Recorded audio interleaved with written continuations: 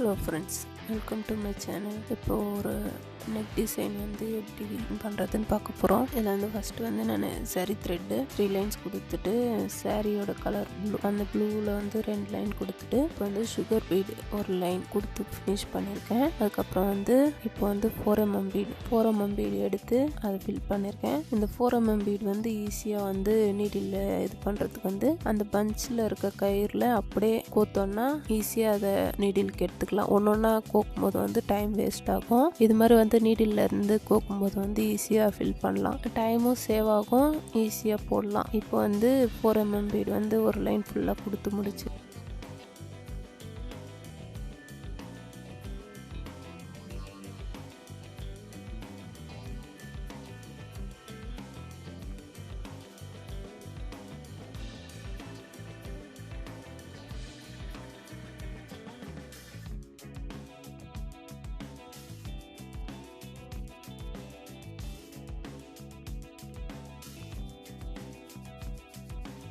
Again sugar bead எடுத்திருக்கேன். Again sugar bead வந்து ஒரு லைன் கொடுத்து ஃபினிஷ் பண்ண போகிறோம். பாருங்கள், சுகர் பீடு ஒரு லைன் கொடுத்து முடிச்சுட்டு சுகர் பீடு வந்து கொடுக்கும்போது வந்து 3 பீடாலாம் கொடுக்காதீங்க.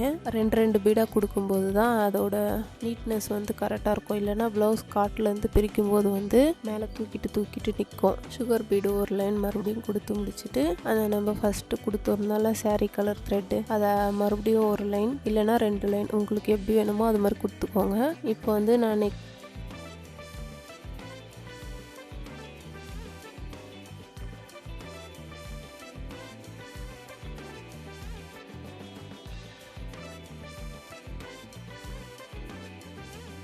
கூட டிசைன் வந்து எப்படி ட்ரா பண்ணியிருக்கேன்னு பார்க்கலாம். நான் வந்து ஸ்லீவுக்கு ஒரு பேட்டர்ன் ரெடி பண்ணி வச்சுருக்கேன். அந்த பேட்டர்னில் இருக்க டிசைனை வச்சு நெக்குக்கும் ட்ரா பண்ணிக்கிறேன். ஒரு ட்ரேசிங் பேப்பர் எடுத்து அந்த டிசைன் அதிலேருந்து ஒரு சின்ன பேப்பர் எடுத்துக்கணும். இப்போ நான் ஸ்க்ரீனில் காட்டுற அந்த ஃப்ளவர் டிசைனை போட்டுட்டு அந்த கொடி டிசைன் இன்னும் அப்படியே ஆப்போசிட்டில் ஒரு கொடி டிசைன் இதை வச்சு தான் நம்ம ஃபுல்லாக நெக்கை வந்து இது பண்ண போகிறோம்.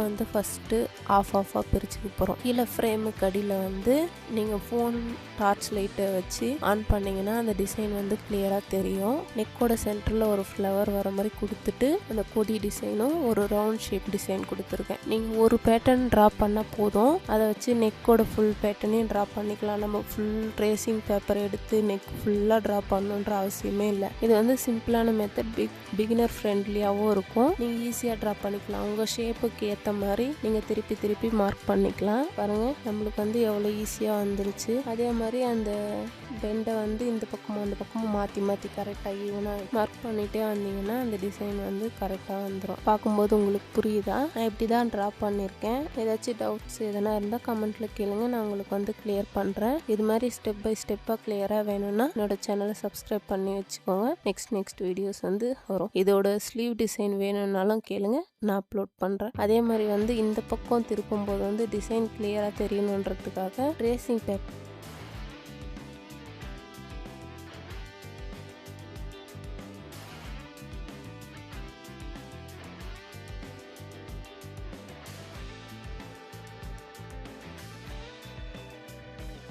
அப்புறம் பேக் சைடாக திருப்பி அதை மறுபடியும் ஒரு வாட்டி ட்ரா பண்ணிக்கிறேன். ஏன்னா துணிக்கு கீழே வைக்கும்போது வந்து நம்மளுக்கு பேக் சைடு திருப்பும்போது தெரியாது இல்லையா? அதனால தான் நான் வந்து ட்ரேசிங் பேப்பரை திருப்பிட்டு மறுபடியும் கொடுத்துருக்கேன். இப்போ பாருங்கள், அது பார்க்குறதுக்கு வந்து கிளியராக தெரியுதா? அதே மாதிரி நம்ம அந்த பக்கம் எப்படி வந்து ட்ரேசிங் எடுத்தோமோ அதுக்கு ஆப்போசிட்டில் கொடுக்கணும். ஆப்போசிட்டில் கொடுக்கும்போது தான் வந்து அது கரெக்டான டிசைன் வந்து வரும். ஸ்லீவோட டிசைன் வந்து ஃபுல் டிசைனு. நான் ஸ்லீவ் டிசைன் போடும்போது வந்து ஸ்லீவ் டிசைன் உங்களுக்கு வேணும்னா கமெண்ட்டில் கேளுங்க. அதை போடும்போது வந்து நான் இந்த டிசைனை எப்படி ரெடி பண்ணேன் அப்படின்றத வந்து நான் அந்த வீடியோவில் அப்லோட் பண்ணுறேன். இப்போ வந்து நம்ம அந்த சென்டரில் இருக்க ஃப்ளவரில் இருந்து ஸ்டார்ட் பண்ண போகிறோம். அந்த ஃப்ளவரை எப்படி டிசைன் பண்ணியிருக்கேன்னு பார்க்கலாமா? இந்த நெக்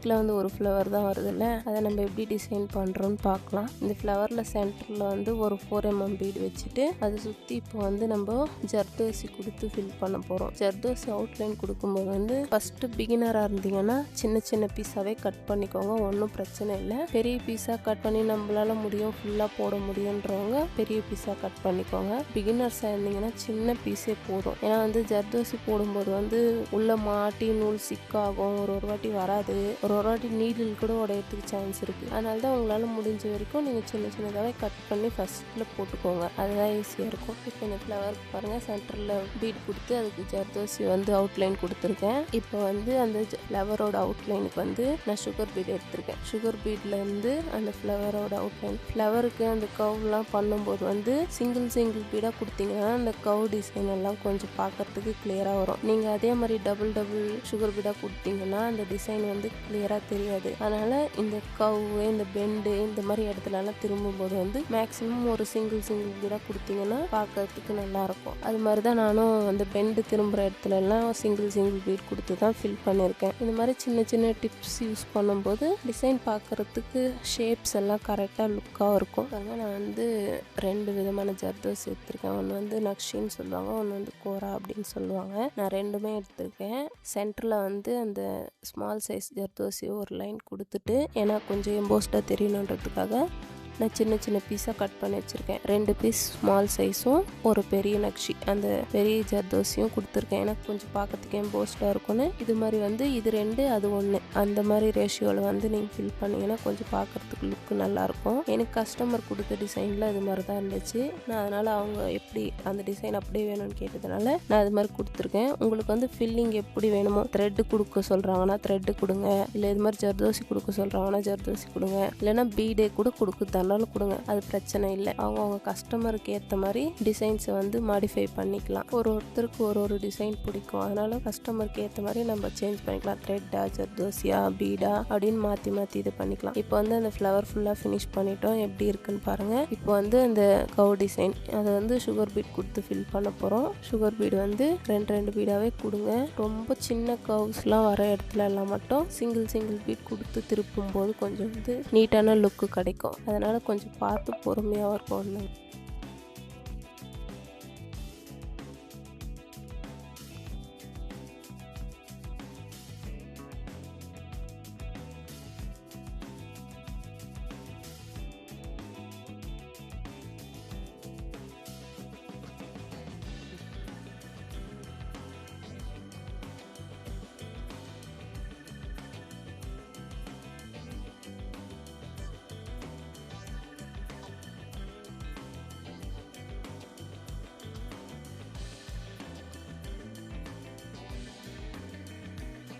பாருங்கள், சுகர் பீடு வந்து ஃபுல்லாக அந்த கவுக்கு கொடுத்துட்டு நான் வந்து அந்த சின்ன ஜர்தோசி நக்ஷின்ற ஜர்தோசி வந்து எடுத்திருக்கேன். அதை வந்து உள்பக்கம் மட்டும் அவுட்லைன் மாதிரி கொடுக்க போகிறேன். நீங்கள் அவுட்லைன் கொடுக்கும்போது வந்து உங்களால் பெரிய இது ஜர்தோசி எடுத்து ஃபில் பண்ண முடியலன்னா சின்னதாகவே கொடுங்க. பிகினர்ஸாக இருந்தீங்கன்னா அது ஃபுல்லாக வந்து இப்போ நான் அந்த சுகர் பீட் கொடுத்துருக்கேன்ல அதுக்கு உள்பக்கமாக ஃபுல்லாக ஜர்தோசி கொடுக்க போகிறேன். ரொம்ப பெரிய கேப் விட்டு ஸ்டிச் போடாமல் பக்கத்தில் கொடுத்தீங்கன்னா கொஞ்சம் நல்லா நீட்டாக இருக்கும். நான் எப்படி கொடுத்துருக்கேன் கொஞ்சம் பாருங்கள். உங்களால் பெருசாக பிடிச்சி போட முடியும்னா பெரிய ஜர்தோசி எடுத்துக்கோங்க, இல்லைன்னா சின்ன ஜர்தோசி கொடுத்தாலே ஓகே தான். ஜாயின் பண்ணும்போது மட்டும் ஒரு ஸ்டிச் கொஞ்சம் விட்டுட்டு அது கூடவே ஜாயின் பண்ணிங்கன்னா கொஞ்சம் நல்லா நீட்டாக இருக்கும். அதை கொடுத்து முடிச்சதுக்கப்புறம் லீஃப் டிசைன் மாதிரி ஒன்று ட்ரா பண்ணியிருக்கேன்ல அதில் வந்து நம்ம எப்படி பிரிக்க போகிறோன்னா ஆஃபாக பிரிக்க போகிறோம். லெஃப்ட் ஹேண்ட் சைடு ஆஃபாகவும் ரைட் சைடு ஆஃபாக போடும்போது வந்து சென்டரில் ஒரு கேஃப் வரும்ல, அங்கே வந்து நம்ம சில்க் த்ரெட் கொடுக்க போகிறோம். அதனால் வந்து ஆஃபாக பிரிச்சுக்கிறேன். ஃபஸ்ட்டு வந்து சுகர் பீட் எடுத்துக்கிறேன். சுகர் பீடில் வந்து ஒரே ஈவனான நம்பர்ஸ் வந்து மெயின்டைன் பண்ணிக்கணும். நான் வந்து 6 எடுத்திருக்கேன். இது வந்து கொஞ்சம் பெரிய ஸ்லீவ் டிசைன் பெரிய டிசைன்ன்றதுனால 6 எடுத்திருக்கேன். அதே மெயின்டைன் பண்ணி கடைசி வரைக்கும் ஒரு ஆஃப் ஃபுல்லாக ஃபினிஷ் பண்ணணும். ஒரு பக்கம் வந்து நான் 6 ஆட் பண்ணியிருக்கேன் பாருங்கள். அதே மாதிரி இன்னொரு சைடும் ஆட் பண்ணிக்கணும். நான் இந்த லீஃப் முடிச்சதுக்கப்புறம்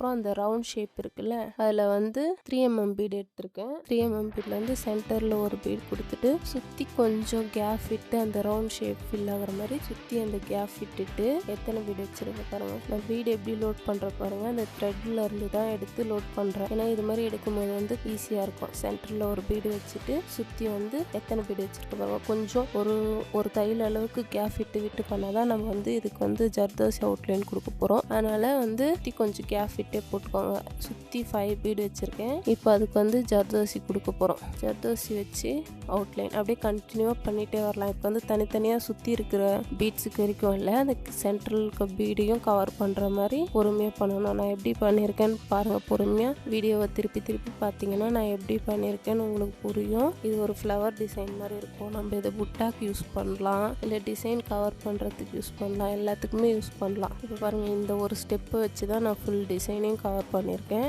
இப்போ வந்து அந்த லீஃப் போட்டோல, அந்த லீஃபில் வந்து நான் வந்து சில்க் த்ரெட் வந்து 6 ஸ்டாண்ட்ஸ் எடுத்திருக்கேன். அதை வந்து ஒரு ஸ்டெம் ஸ்டிச் மாதிரி ஒரு ஸ்டிச்லேருந்து ஒரு ஸ்டிச் பக்கத்தில் ஒரு 3 ஸ்டிச் மாதிரி லோடிங்கே கொடுத்துக்கிறேன். அப்போ தான் பார்க்கறதுக்கு வந்து கொஞ்சம் லுக்காக இருக்கும். சில்க் த்ரெட் யூஸ் பண்ணும்போது கொஞ்சம் பார்த்து பொறுமையாக யூஸ் பண்ணுங்கள். பேண்ட் போட்டாலும் ஒரு வாட்டி ரொம்ப சிக்காகிறதுக்கு சான்ஸ் இருக்குது. அதனால் சில்க் த்ரெட் போடும்போது வந்து கொஞ்சம் பொறுமையாகவே போடுங்க. இது மாதிரி லீஃப் எல்லாத்துக்கும் ஃபுல்லாக சில்க் த்ரெட் கொடுத்து ஃபினிஷ் பண்ணி முடிச்சுக்கோங்க. இப்போ ஃபைனலாக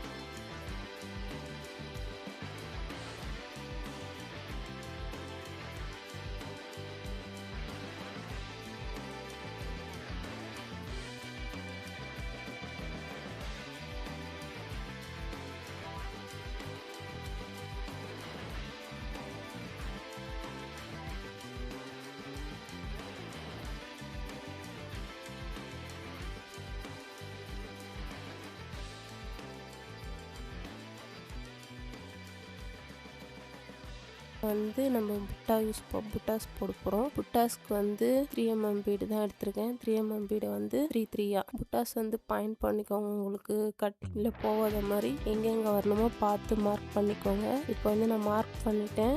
வந்து எங்கெங்கே வரணுமோ பார்த்து பொறுமையாக போட்டுட்டேன். டிசைன் எப்படி இருக்குன்னு பாருங்கள். ஸ்லீவ்ஸ் டிசைன் பிடிச்சிருந்தா கமெண்ட்டில் ஸ்லீவ் எப்படி பண்ணலன்னு கேளுங்க. நான் வந்து ஸ்லீவ் டிசைன் அப்லோட் பண்ணுறேன். தேங்க்யூ.